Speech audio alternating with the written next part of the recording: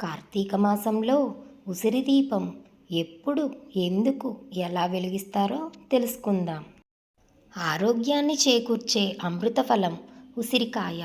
దీని ఆరోగ్య ప్రయోజనాలు, ఇందులో ఉన్న అద్భుత గుణాల గురించి ఆయుర్వేదం అయితేనే సంపూర్ణంగా చెప్పగలదు.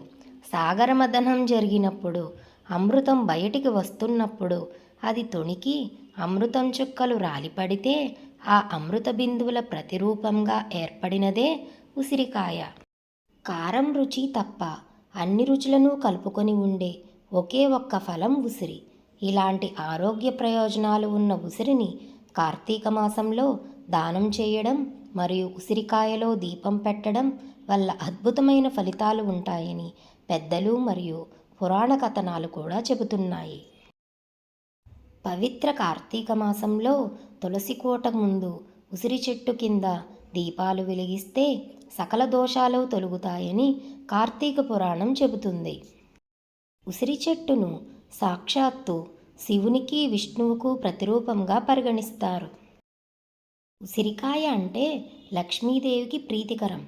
అందుకే కార్తీక మాసంలో ఉసిరిక దీపం వెలిగించిన వారికి లక్ష్మీదేవితో పాటు శ్రీ మహావిష్ణువు అనుగ్రహం కూడా లభిస్తుందని విశ్వాసం. సాధారణంగా కార్తీక మాసంలో సోమవారం, ఏకాదశి, ద్వాదశి తిథుల్లో, కార్తీక పౌర్ణమి వంటి విశేష తిథుల్లో ఉసిరికాయ దీపాన్ని వెలిగిస్తారు. అలాగే ఉసిరి దీపదానం చేస్తారు.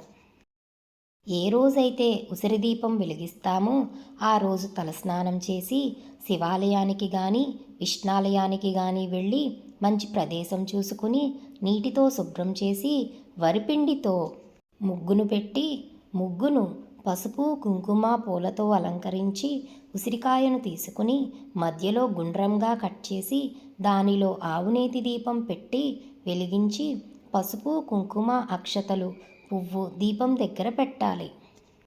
ఇలా ఉసిరిక దీపం వెలిగించడం వలన సకల శుభాలు చేకూరుతాయి. నవగ్రహ దోషాలు, ఆర్థిక దోషాలు తొలగిపోతాయని శాస్త్రవచనం.